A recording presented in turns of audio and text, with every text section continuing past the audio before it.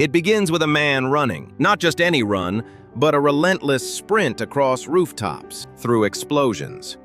Clinging to the side of a plane thousands of feet above the ground, the world watches, breath held, wondering the same thing every time. Why does he keep pushing this far? For decades, Tom Cruise has been more than just a movie star. He has been the face of fearless ambition, the engine behind billion-dollar films, and one of the last true icons of Hollywood spectacle. But behind that iconic smile and unstoppable energy lies a story far more complicated than the roles he plays. How does a boy raised in instability and fear become a man obsessed with control and perfection? Why did some of the biggest names in Hollywood begin to distance themselves from him? And how did his deep commitment to a controversial belief system reshape not only his career, but his most intimate relationships? This is not just a story about fame, it's about the cost of never slowing down, and the question no one dares to ask. What happens when the world's most unstoppable man can't outrun himself? Tom Cruise. He never stayed in one place long enough to feel safe. Before the world knew his name, before the lights and red carpets, there was a boy constantly packing his life into boxes, moving from city to city, school to school, never quite belonging anywhere. Tom Cruise was born in 1962 in Syracuse, New York, into a family that struggled not just financially, but emotionally. His childhood wasn't built on stability. It was shaped by tension, fear, and unpredictability. His father, whom Tom would later describe as harsh and intimidating, left a lasting impression, not of comfort, but of caution. In many ways, young Tom learned early that trust was fragile and control was survival. By the age of 8, he was already working small jobs, delivering newspapers, mowing lawns, doing whatever he could to help his family stay afloat. Poverty wasn't just a condition, it was a constant presence. And with every move, every new school, he had to start over again, learning new faces, new rules, new ways to fit in. In fact, he attended more than a dozen schools in just over a decade. Imagine trying to build an identity when everything around you keeps changing. But something unexpected happened in that chaos. Constant movement forced Tom to adapt. He picked up accents. He learned how to read people quickly. He discovered how to perform, not on a stage at first, but in life. Every new environment became an audience, and he became someone who could adjust, transform, and survive. Then came a turning point, drama class. For the first time, that restless energy had a direction. On stage, he wasn't the new kid. He wasn't the outsider. He was someone else entirely. And people noticed. Teachers saw something in him, raw intensity, presence, a kind of emotional charge that couldn't be taught. For a brief moment, his path even shifted toward religion. He enrolled in a Franciscan seminary, considering the possibility of becoming a priest. It was a surprising turn, almost as if he was searching for structure, for meaning, for something solid to hold on to. But that path didn't last. The same energy that made him compelling also made him restless. He couldn't stay confined. He couldn't follow a life that felt too small for what was building inside him. By high school, another pattern had emerged. He would dive into something completely: sports, jobs, activities, becoming the best, the most driven, and then suddenly lose interest. It wasn't laziness. It was something deeper, a constant hunger for more, for intensity, for movement. Looking back, it's hard not to see the connection. A childhood without control often creates an adult who craves it more than anything. And for Tom Cruise, that craving wouldn't just shape his career, it would define his entire life. It only takes one moment to change everything. For Tom Cruise, that moment didn't arrive all at once. It built quietly, role by role, until suddenly, the world couldn't look away. After high school, he made a decision that would define his life. He chose acting. Not as a dream, but as a mission. He moved to New York with almost nothing, taking on small jobs just to survive, waiting tables by day, auditioning whenever he could, learning how rejection felt and how to ignore it. There was no safety net, no guarantees, just persistence.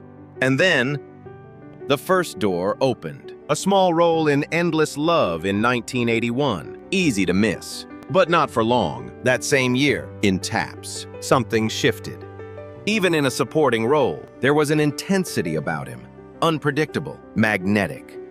Directors began to notice Hollywood, always searching for something new, had found a spark. Soon came The Outsiders, surrounded by a young generation of rising stars. But Tom wasn't just part of the group, he was studying, observing, pushing himself to stand out. Then came 1983, Risky Business. A film that didn't just succeed, it introduced a persona. Confident, charismatic, slightly dangerous. The now iconic scene of him dancing in a dress shirt and socks wasn't just entertaining, it was unforgettable. That moment told audiences, this is someone you can't ignore. And from there, everything accelerated. In 1986, Top Gun didn't just make Tom Cruise famous, it made him a global phenomenon. As Maverick, he wasn't just acting, he embodied a new kind of American hero. Bold, reckless, charming, and unapologetically confident. The film exploded at the box office, but more importantly, it changed how people saw him. He wasn't just a rising actor anymore. He was the face of a generation. Yet what truly separated Tom Cruise from others wasn't luck. It was discipline. Behind the scenes, he was known for working harder than almost anyone, studying scripts obsessively, rehearsing beyond what was required, always asking, how can this be better? That drive led him to take on more serious roles. In Rain Man, alongside Dustin Hoffman, he proved he could hold his own next to one of the greatest actors of the time. The film became a cultural landmark, and Tom, for the first time, was seen not just as a star, but as a serious performer. Then came Born on the 4th of July, a role that demanded vulnerability, pain, and transformation. And he delivered. The performance earned him a Golden Globe and his first Academy Award nomination. It was a statement to critics, to audiences, to Hollywood itself. He wasn't going anywhere. By the early 1990s, Tom Cruise had done something rare. He had crossed the line from celebrity to institution. But with every step higher, the expectations grew heavier, and the need to stay on top, even stronger. At some point, success stopped being enough for Tom Cruise. It wasn't just about being a star anymore. It was about control. Control over the story, the image, the risk, and maybe even reality itself. That shift became undeniable with one defining move. Mission Impossible. When the first film was released in 1996, it didn't just introduce Ethan Hunt, it revealed a new version of Tom Cruise. Not just an actor, but a producer, a decision-maker, someone who didn't want to follow Hollywood, but shape it. And then came the stunts, hanging from ceilings, climbing cliffs, running across rooftops. With every new film, the danger escalated. Not for spectacle alone, but for authenticity. Tom didn't want audiences to believe the action. He wanted them to feel it. And so he did what few at his level would ever risk. He did it himself. There's something fascinating and unsettling about that choice, because at a certain point, it stops being about realism and starts feeling like something deeper, a need to prove something, again and again, almost as if stopping wasn't an option. But while his on-screen image became stronger, more fearless, more controlled, his personal life began to show cracks. His marriage to Nicole Kidman had once seemed like a perfect Hollywood story. 2 stars, one powerful union. But behind the scenes, something was shifting, and one word kept appearing more and more: Scientology. What began as an introduction through his first wife gradually became a defining force in his life. Not just a belief, but a structure, a system.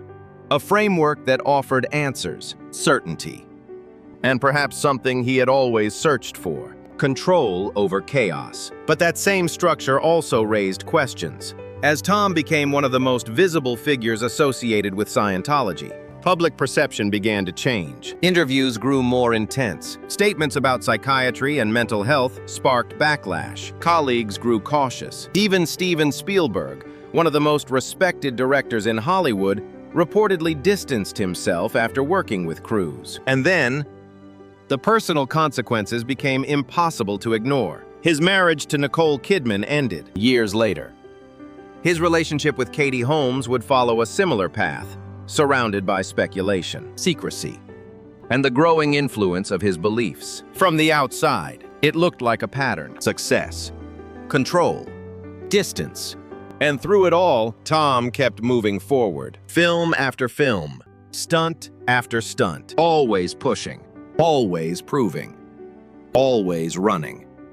But here's the question that lingers beneath it all. Was he chasing greatness or trying to outrun something he could never fully leave behind? In America, fame is a fragile contract. The audience gives it, and the audience can take it away. For decades, Tom Cruise has lived on both sides of that line. To many, he represents something almost lost in modern Hollywood: a true movie star. Not just an actor, but a presence powerful enough to carry entire films on his name alone. Studios trust him.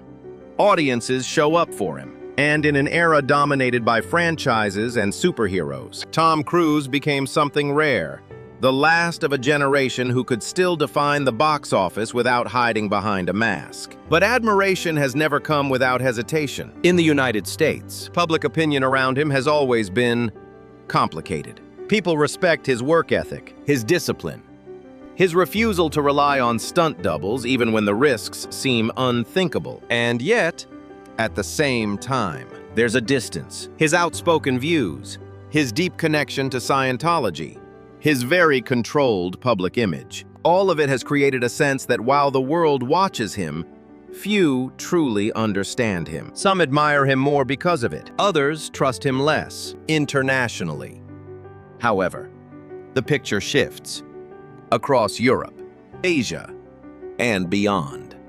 Tom Cruise is often seen first and foremost as an action icon.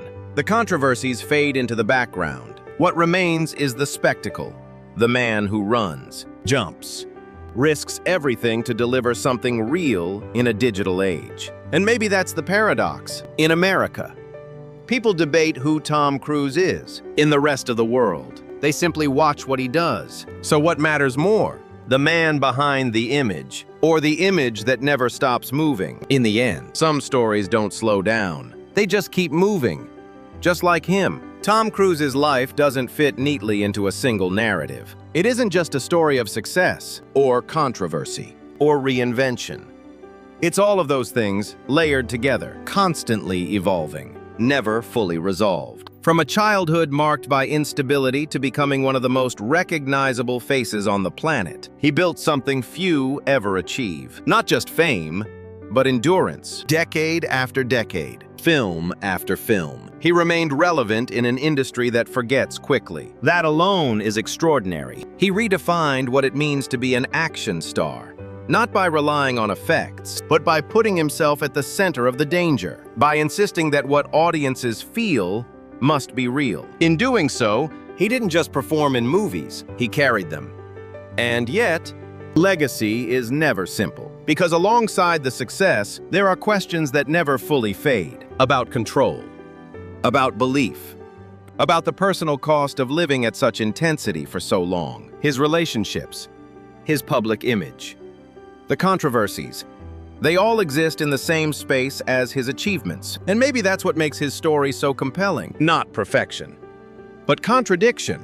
A man admired for his discipline, yet questioned for his choices. A global icon who remains, in many ways, deeply private. A performer who risks everything on screen, while keeping the most important parts of himself just out of reach. So how should we remember him? As a fearless actor who changed modern cinema, or as a man still running, driven by something we may never fully understand? Maybe the answer is both, and maybe that's the reason we keep watching. Because whether you admire him or question him, one thing is certain: Tom Cruise never stops. And somehow, neither does our fascination with him. If this story made you reflect, even for a moment, tell me this: do you see him as a true legend, or a man shaped by forces bigger than himself?